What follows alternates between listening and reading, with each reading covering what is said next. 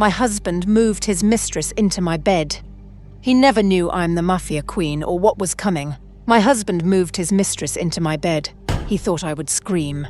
I smiled instead. He never knew the woman he betrayed runs this entire city. For 18 months, they called me the Waitress he pitied. His mother seated me below the house servants.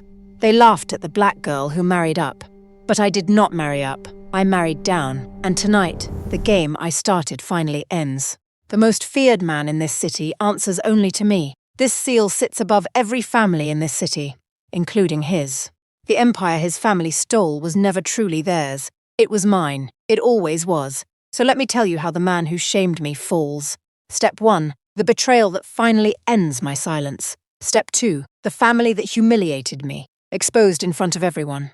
Step 3, the seal that proves the empire was always mine. Step 4, the night he learns exactly who he married. Step 5, the moment I take back everything and choose myself.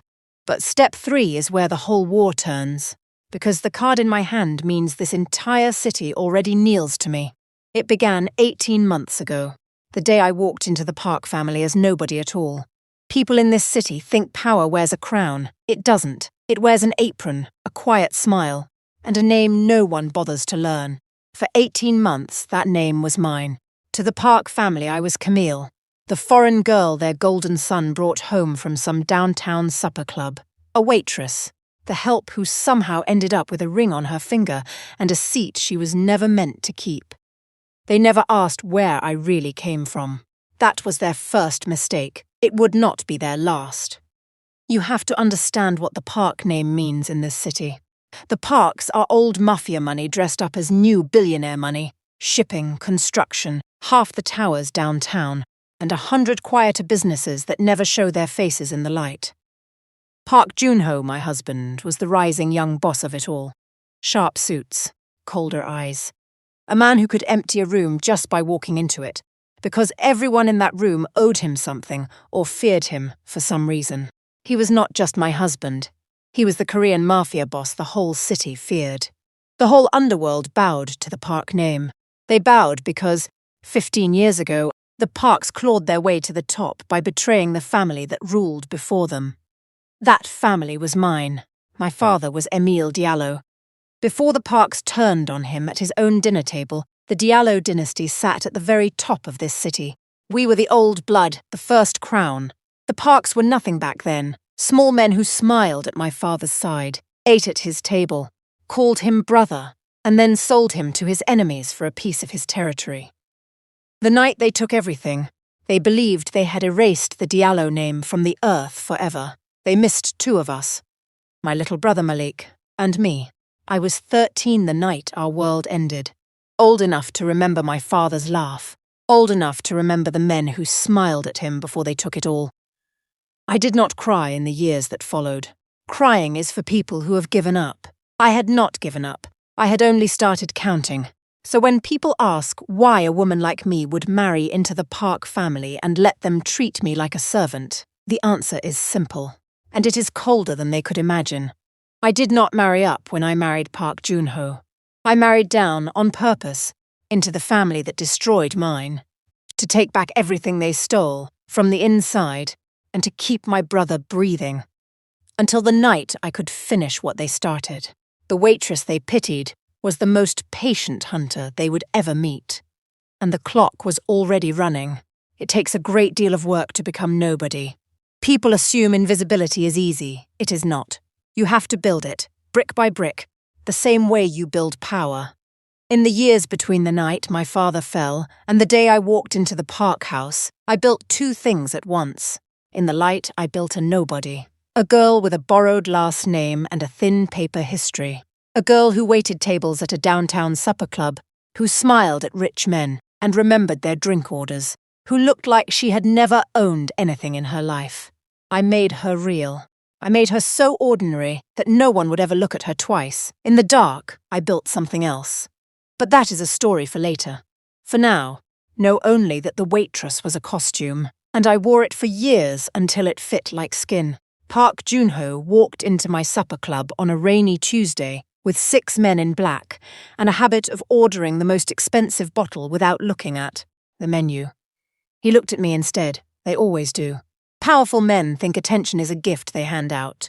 I did not have to chase him. I simply let him chase me. Slowly, the way you let a fish run with the line. Roses to the club. A car waiting in the rain. He told his friends I was the only honest thing in his ugly world. He believed it, because men like him need to believe the women near them are simple. We married 11 months later. I wore white and smiled for the cameras, and somewhere in the back of the room, hidden among the staff, the only man who knew my real name watched me marry my family's killer and said nothing, because he understood the war better than anyone alive. The Parks put me in my place before the ink on the marriage papers had dried.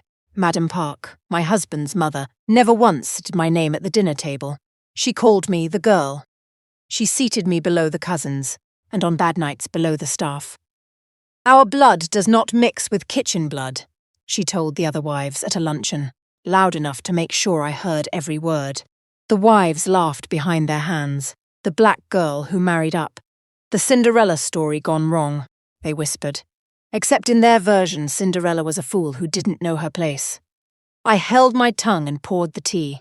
Every insult, I wrote down somewhere only I could read. Every laugh, every cold glance, every time they made me feel like nothing. I was not collecting pain. I was collecting debts, and I have always collected what I am owed.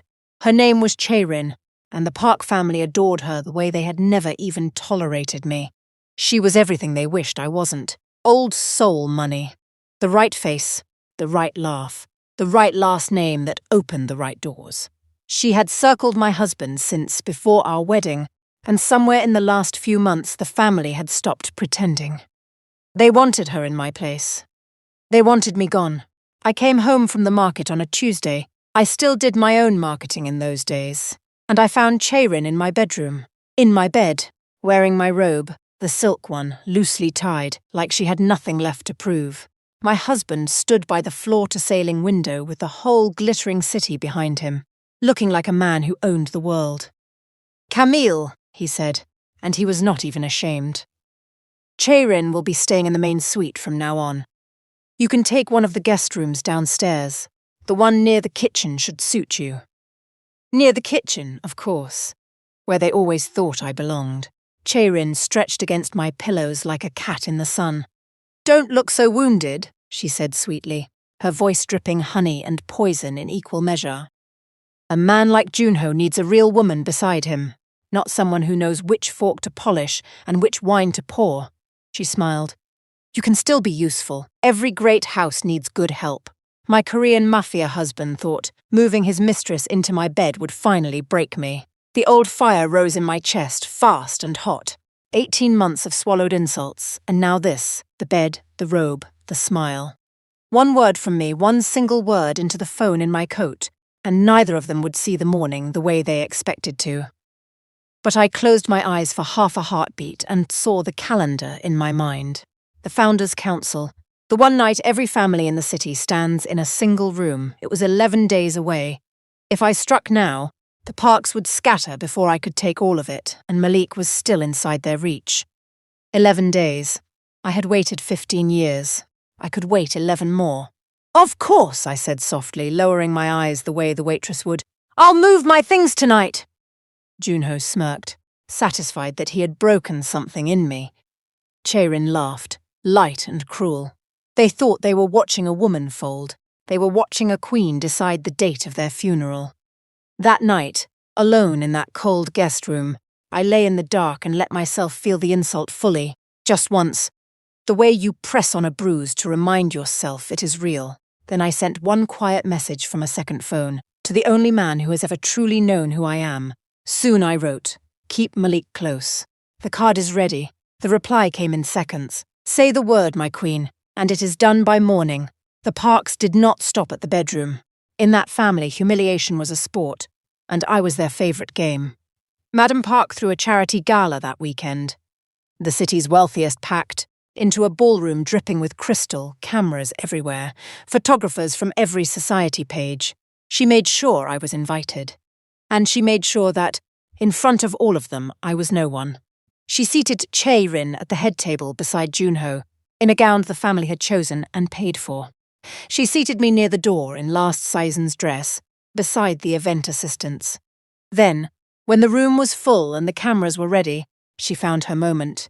"Camille, dear," she called, her voice carrying like a bell across the marble. "Be a love and check that the staff are pouring properly, won't you? You'd know better than anyone in this room." A pause, perfectly timed. Old habits. The crowd tittered. A black girl, a former waitress, put gently back in her place at a black tie gala. Cherin hid her smile behind a glass of champagne. My husband studied his drink and said nothing, which was its own kind of answer, the loudest one.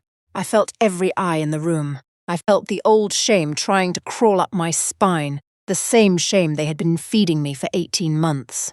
The temptation to break, to shrink, to become the small thing they needed me to be. And then, near the back of the ballroom, I felt something else entirely. A presence. A man in a plain black suit, leaning against the wall, perfectly still, watching the Park family the way a wolf watches a flock of sheep that does not yet know it is being counted. Ryu Sunwoo. He had slipped in without an invitation, because no door in this city stays closed to him for long. He met my eyes across the room for 1/2 second and tilted his head a fraction of an inch. A silent question, one we had asked each other 100 times before now. I gave the smallest shake of my head. Not yet. But that look did more for me than any crown could. These people thought they were humiliating a powerless woman at a party. In truth, they were performing their cruelty in front of the hidden queen they paid tribute to every single month, and the most feared man in the city was standing 30 feet away, waiting only for my permission to end them. "Of course, Madam Park," I said, and I walked toward the staff with my chin high and my back straight. As I passed the bar, the head bartender, a kind-faced man who had no idea who I was, leaned in close. "Don't let them get to you, miss," he whispered. "Class isn't something you can buy. You've got more of it in your little finger than this whole gilded room." I almost laughed out loud. If only he knew that half the men in that ballroom would drop to their knees if I lifted a single finger. "Thank you," I told him, and I meant it. Kindness from a stranger is rarer than gold, and I have always remembered the people who were kind to the waitress. 7 days now. The grievances were stacking up like dry firewood, and I already held the match. The cruelty of the Park family was not only in the grand moments. It lived in the small ones too, the daily ones, the ones no camera ever caught. After the gala, Madam Park decided that since I was so fond of the staff, I should learn from them properly. She had me bring her tea each morning, and stand while she drank it, in case she needed more. She had me carry Cherin's shopping bags up from the car. She forgot to set a place for me at dinner so often that I began eating in the kitchen, with the cook, a quiet older woman named Mrs. Han, who was the only person in that house who treated me like a human being. "You shouldn't let them do this to you, Miss Camille," Mrs. Han whispered to me one night over the stove, her hands deep in dishwater. "A woman has her pride." "A woman has her timing," I said, drying a plate beside her. "Pride is a fire. If you let it out too early, it only burns you. If you keep it banked, it can burn down a house." She didn't understand me, of course. How could she? She thought I was talking about surviving a bad marriage. She had no idea I was talking about an empire. The nights were the hardest, not because of the cold guest room or the smell of the kitchen that had soaked into the walls. The nights were hard because that was when the loneliness came, and the doubt, and the long shadow of a 13-year-old girl who had watched her father's killers smile at his funeral. There were nights I lay awake and asked myself if it was worth it. The disguise, the patience, the swallowed pride, the men's hands I had let chase me, the family I had married into knowing exactly whose blood was on their name. All those years of being no one at all, when I could have lived openly, somewhere far away, with my brother and a quiet life. But then I would close my eyes and see my father's face. I would hear his voice the way he used to say my name when I was small, like it was the most important word in any language, and I would remember the promise I made him, the night they buried an empty box, because the Parks never even left us a body to grieve.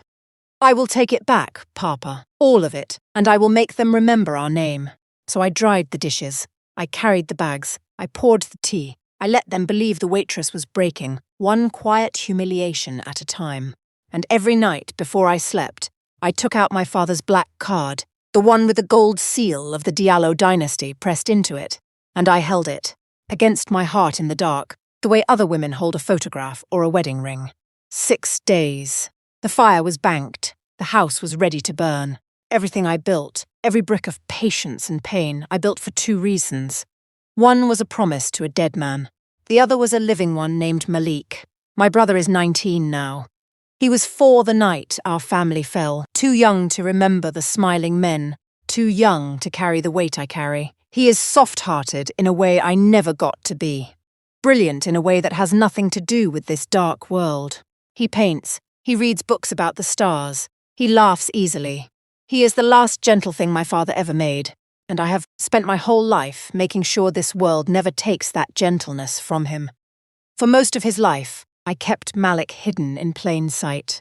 A quiet apartment across the city under a name no one could trace. A normal life, school, friends, a small balcony where he grows tomatoes that never quite ripen.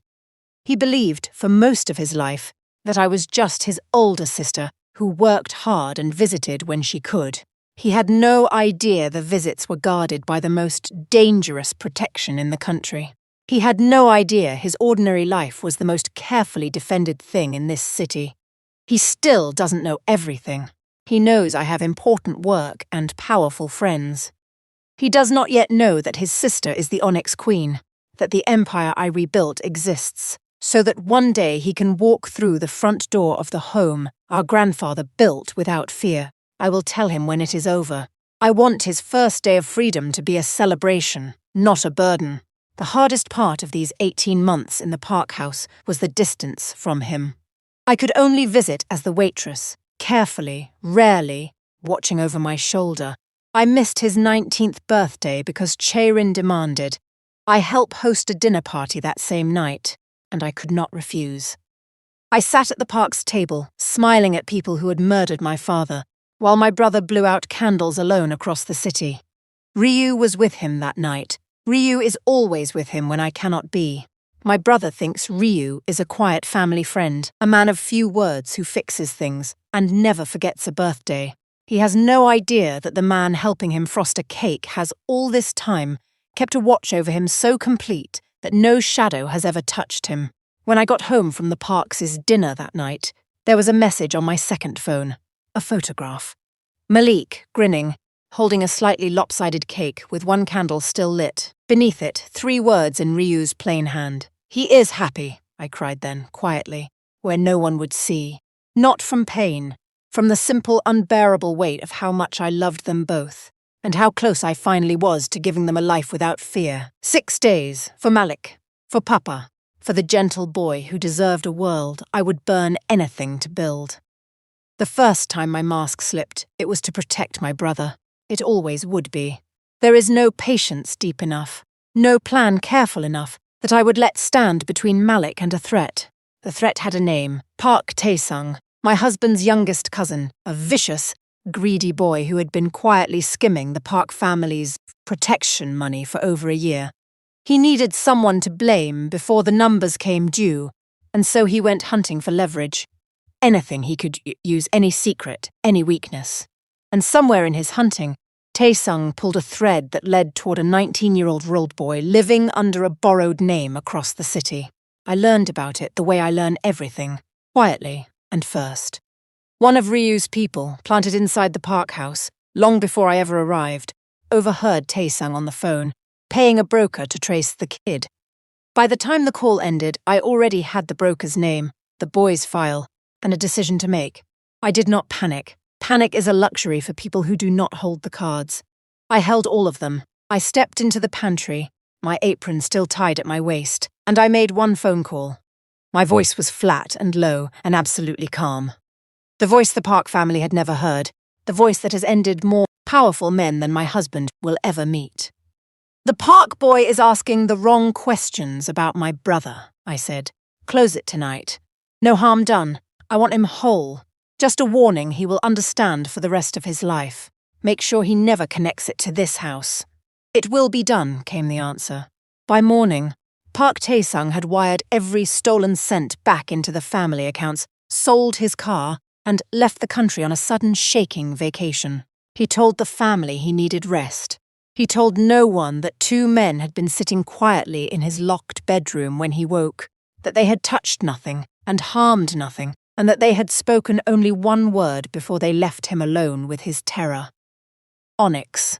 No one knew why Tae-sung ran, no one but me. But my husband noticed the strangeness. Junho found me in the hall the next morning, frowning. Tae-sung packed up and fled overnight, he said, watching my face. Wired back money no one knew he'd taken. He looked like he'd seen a ghost. His eyes narrowed. You wouldn't know anything about that. Would you, Camille? I held a stack of his shirts, fresh from the iron. How would I said, soft and small. I'm only the help. He stared at me a moment too long, and for the first time in 18 months, something flickered behind his eyes. Not suspicion, exactly. Something older and more animal than that.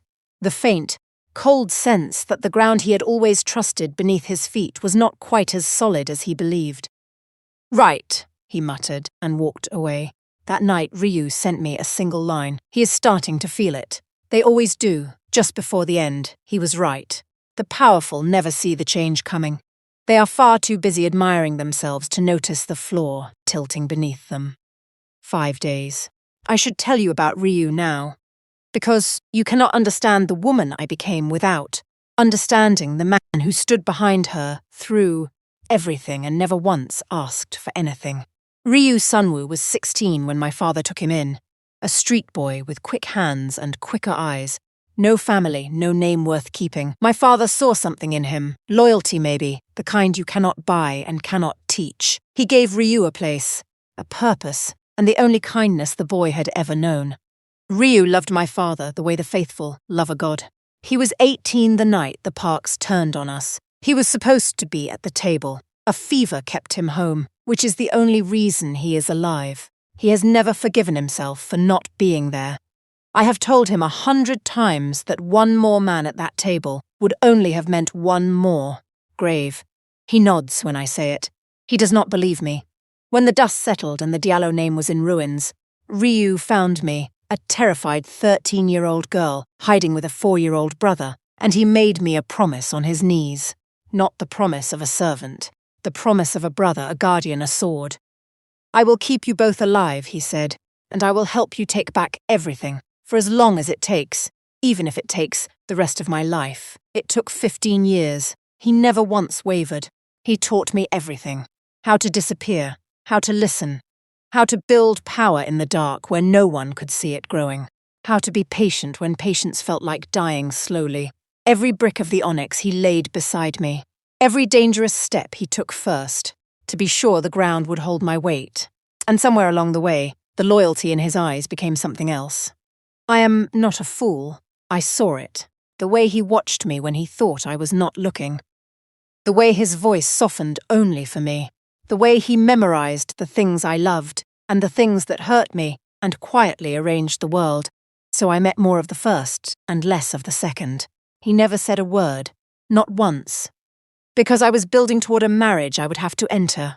A man I would have to let chase me. A costume I would have to wear for years. A man in his position, he told himself, protects what he serves before his own heart. So he stood behind me, and he asked for nothing, and he watched me marry my family's killer for the sake of the war, and he said nothing at all. The night before I moved into the Park house, he found me on the rooftop of one of our quiet buildings, the city spread out below us. You don't have to do this, he said. It was the closest he ever came. There are other ways. There aren't, I said. And you know it. From the inside is the only way that takes all of it. He was quiet a long time. Then he said the only honest thing he ever allowed himself. Then come back to me when it's done. Whatever's left of you, come back. I will, I promised. I have a great many debts to collect in this city, but the one I owe Ryu Sunwoo is the only one I am afraid I can never fully repay. You have been waiting for me to explain the black card. So let me tell you what the Parks would have given anything to know. In the light, I built a nobody. In the dark, I built the onyx. It started small, the way all real things do. A single loyal man my father had protected, who owed the Diallo name and remembered it when everyone else forgot. Then two, then a handful. Ryu and I gathered the scattered pieces of my father's old network, the ones the Parks had not bought or buried, and we bound them to a name no one could trace. We called it the Onyx, after the black stone my mother used to wear. A name with no face, no address, no leader anyone could point to. A rumor that became a whisper that became a power. We never moved in the open. We moved through debts and favors and the quiet, patient pressure of a hand that is never seen but always felt. Within 10 years, every family in this city was paying tribute to the Onyx without ever knowing whose hand they were filling. They thought it was a syndicate, a coalition, a ghost. They were afraid of it, the way men are afraid of the dark. Not because they can see it, but because they cannot. They obeyed a black card stamped with a gold seal, carried by trusted messengers, and they never once imagined that the hand which signed their fates also poured tea for Madame Park each morning. That was the most exquisite part. The Parks, who had murdered my father to take his crown, had been kneeling to the Diallo seal for years and calling it something else. The black card itself is my father's, the real one. The Diallo seal, gold pressed into black, the mark that once sat above this entire city. Ryu recovered it the night everything fell, pulled it from the wreckage and kept it safe ever since, waiting for the day I would carry it back into a room full of the men who thought they had buried it with my father. To everyone in this city, that seal means one thing. The Queen has spoken and the matter is closed. No one argues with the card. No one has ever dared. They do not know her name. They do not know her face. They know only that when the black card appears, the most powerful families in the city lower their heads and do as they are told. For 18 months, that card sat in a cold back room of the Park House, under the pillow of the woman they treated as nothing. Soon, every one of them would see it raised in the light, in a room they could not escape, and they would finally understand what they had been bowing to all along. 4 days. They saved their cruelest move for the night before the Founders' Council. I have always believed fate has a sense of humour. My husband announced, over dinner, that he was divorcing me, not privately, not with any decency. At the long table in front of his mother, his cousins, the senior men of the family, and Cheirin, who sat at his right hand wearing a ring I recognized instantly. His grandmother's ring. The Park family heirloom that Madame Park had once refused to let me even touch, because my hands were not fine enough to touch it. I have been patient long enough, Junho said, swirling his wine like a man delivering good news. The marriage was a charity, Camille, a mistake of my younger years and an embarrassment to this family. Tomorrow you will sign the papers, take a small settlement, and disappear quietly. Cheirin will take the name you were never worthy of. Madame Park lifted her glass in a toast. Finally, she said, and her smile was a knife. We can wash the kitchen smell out of this family for good. Cheirin reached across the table and squeezed my hand, mock tender, her eyes shining with triumph. Don't cry, she whispered, just for me. Think of it as a kindness. I'm setting you free. You can go back to serving drinks where you always belonged. The whole table laughed. And I, the Onyx Queen, the woman who held the quiet leash of every family in this city, sat there in silence and let them have their last night of laughter. Because tomorrow, every single one of those laughing faces would be standing in the same room when I finally took off the mask. All right, I said quietly, lowering my eyes. I'll be there tomorrow. I'll sign whatever you put in front of me. Junho smiled, certain at last that he had won, that he had broken me and could now discard the pieces. What my husband did not know, what none of them knew, was that the Founders' Council and his little divorce were happening in the very same ballroom at the very same hour. He thought I would arrive tomorrow to be cast out. I would arrive to be crowned. The Korean mafia boss who thought he could divorce me had no idea he was already standing inside my own trap. Later, in the dark of that guest room, I laid my father's black card on the pillow and looked at it for a long time. The gold seal of the Diallo dynasty caught the moonlight and held it. 15 years of patience, 18 months of swallowed pride, 1 day left, I pressed my thumb to the seal and made my father the promise I had made 10,000 times in the dark. Tomorrow, Papa. Tomorrow they remember our name. 3 insults in a single night, my bed stolen, my name stolen, my dignity paraded for sport at his table. The grievances were stacked to the ceiling now. The fire was banked as hot as it would ever be. It was time at last to let it burn. The Founders' Council is the one night every family in this city stands in a single room. The Parks hosted it that year, in the grand ballroom of their own tower, believing it a celebration of their power. They hung the chandeliers with extra crystal. They wanted the whole underworld to see how high the park name had climbed. I arrived last, the way a queen should.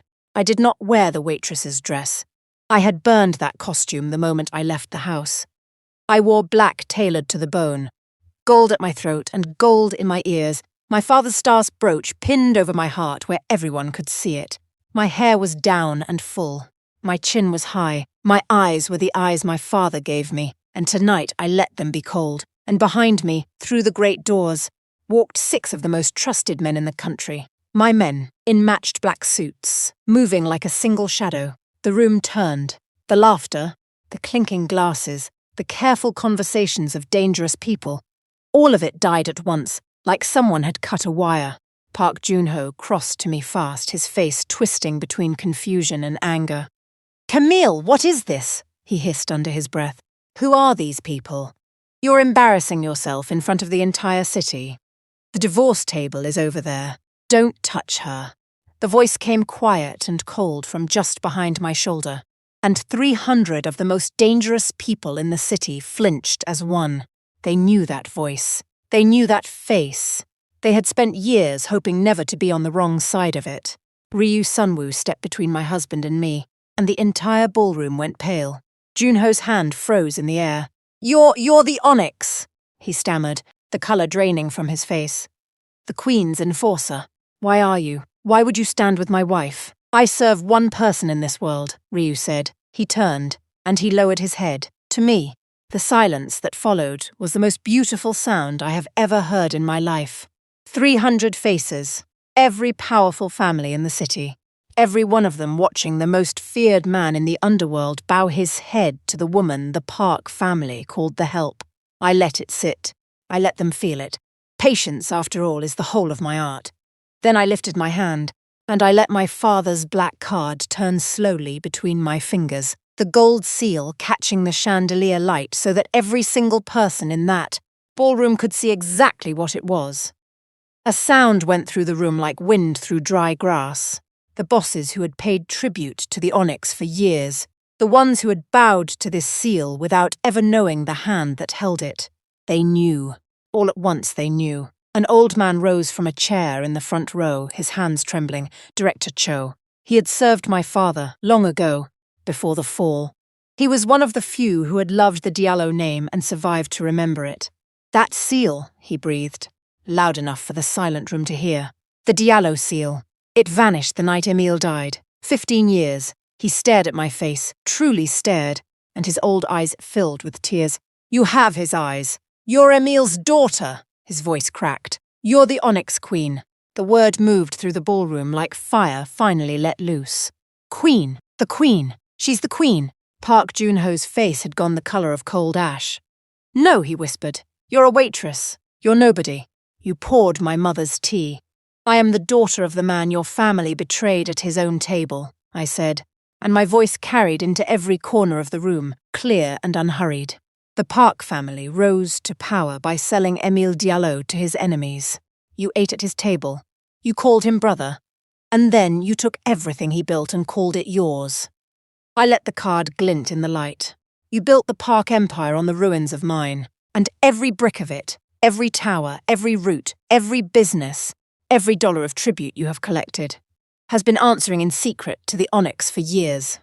To me, the protection money you thought made you powerful, you have been paying to the daughter you seated below your servants. I turned slowly, letting my gaze move across the whole frozen room. The families, the bosses, the wives, all of them. For 18 months I lived in this family as the Help. I carried the bags. I poured the tea. I let your mother humiliate me and your mistress wear my robe, and I said nothing. I looked back at my husband, because I was waiting for exactly this room, this night, all of you, together, where none of you could run. Checherin had risen halfway from her seat, the grandmother's ring suddenly heavy on her hand. Madame Park's face had collapsed into something I had waited half my life to see. And my husband stood in the middle of his own ballroom, in front of the entire city, slowly understanding that the woman he had cast into a back room of his own house was the throne he had been kneeling to, all along. You wanted to discard the waitress tonight, I said softly. Instead, the city is going to watch the Diallo crown come home. The reveals fell after that, like a row of dominoes, and I had set every single one of them, years before any of these people knew my name. I nodded once, and one of my men carried a slim tablet to the center of the ballroom floor. Madame Park, I said, your family has been skimming tribute from this very council for 3 years. You blamed your rivals. You blamed ghosts. You blamed the onyx. The screen lit up. Transfers, accounts, signatures, the whole rotten ledger. It was your own house all along, and the clever hand that moved the stolen money for you. The screen turned to a photograph of Checherin. Gasps rolled across the room. Checherin shot to her feet. That's a lie. I've never. You are not simply his mistress, I said calmly, cutting through her like cold water. You have been laundering the Park family's theft and feeding their secrets to the Yang family across the river, the Park's oldest enemy, for a generous cut of both. You played every side of this table. You came into this family planning to wear its name and bleed it dry. I tilted my head. You did not take my place, Checherin. You took the empty seat I left on purpose, so that all the rot in this house would gather in one place, where I could see it and gather it up at the end. The Yang family, seated near the windows, turned slowly toward the Parks. The Park cousins turned on Checherin. The careful peace of the Founders' Council began to crack straight down the middle. I lifted my hand one final time. There is one last thing this room should see before the night ends. My man touched the screen again. An old recording filled it. Grainy and years old, time-stamped and undeniable. My father's private dining room, the last night of his life. And there, leaning over his shoulder with a smile, one manicured hand gesturing toward the door, stood a much younger Madame Park, showing the way for the men who had come for him. The ballroom went silent as a grave. You did not simply profit from my father's fall, I said softly, every word landing like a stone in still water. You opened the door for it. You walked into his home as a friend, and you sold him where he sat. I let it settle on every face in the room. I have kept this for 15 years. Waiting for a room exactly like this one.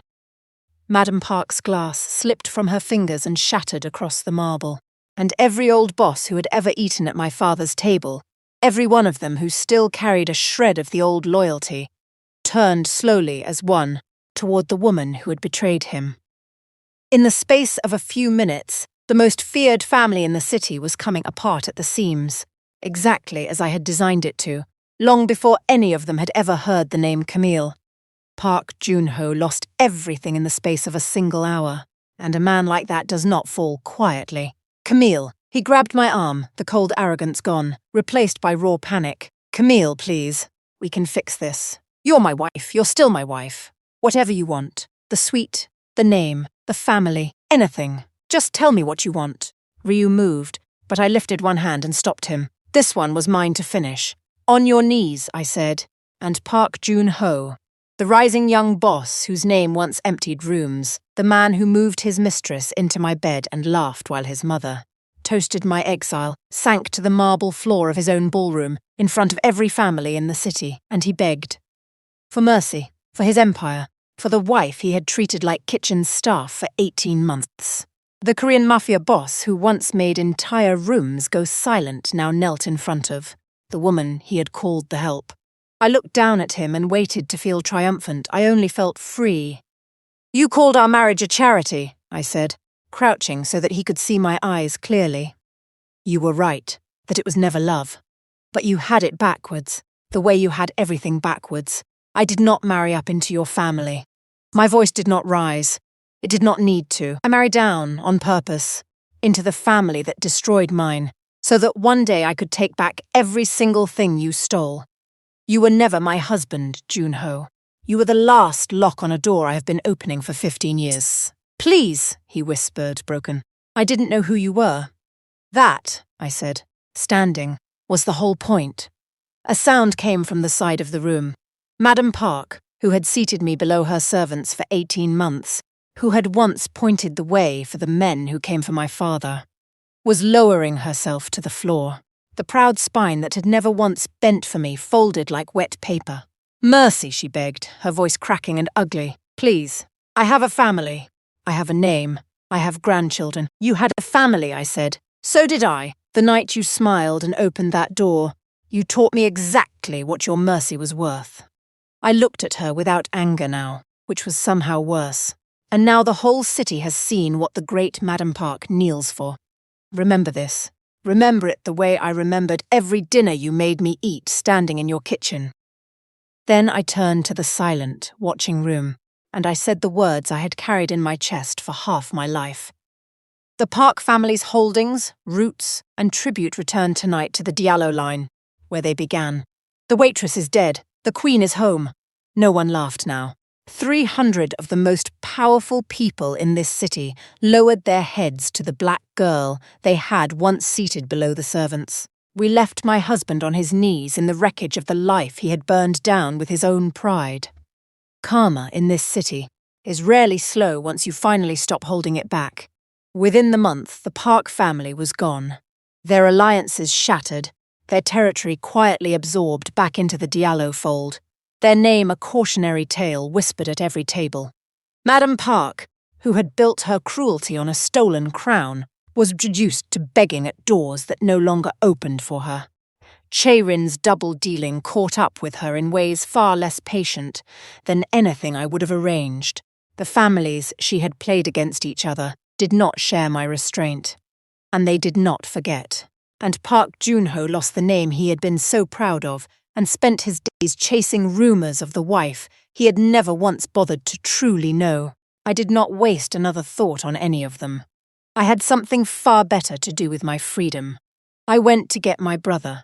Malik cried when I finally told him the truth, that the quiet sister who visited under a borrowed name had spent her whole adult life building a hidden empire so that he could one day live in the world without fear, that the gentle life he had loved, the school and the friends and the tomatoes on the balcony had been the most fiercely guarded thing in the entire city, that everything, all of it, had been for him and for the father he was too young to remember. I took him home to the Diallo estate our grandfather built, the one the Parks had, stolen, the one I had quietly taken back, and I watched my little brother walk through its front doors as himself, under his own true name, for the first time in his life. You did all this, he kept saying, looking up at the high ceilings, the family crest carved above the door. For me, for Papa. For us, I told him, and I held him the way I had wanted to since we were children. We're the last of the name, and the name is ours again. No one will ever make you afraid in your own home. That night, Ryu found me on the terrace, the city glittering far below, my city now finally openly mine. The found family I had bled for stood inside those warm windows, my brother, laughing for the first time without a shadow over him, and the loyal people who had carried this dream with me through all the dark years. You never once stepped over the line, I said quietly. All those years, even in that house, even when it cost you everything. You were married, Ryu said simply. A man who loves a queen protects her honor first, always. He paused, and for the first time in 15 years, he let himself look at me without any wall between us. But the ring is off now. I turned to him, so many years of standing behind me in the dark, years of asking for nothing, of defending a throne that gave him only danger, and a woman who could never once say what she felt. The protector who knew exactly who I was when the whole world saw no one at all. Then stop standing behind me, I said, and I took his hand. Stand with me, openly. Without any hesitation ever again, he smiled, the first real unguarded smile I had ever seen on that dangerous face. As you command, my queen. Not your queen, I said softly. Not tonight. Tonight, just Camille. And me? I am the waitress they pitied, the black girl they seated below the servants, the wife they threw into the guest room beside the kitchen, the one they laughed at, the one they were so certain they had broken. They forgot to ask one question before they laughed. They never asked who I really was. I did not lose my father's throne the night they took it from him. I was only deciding when to take it back.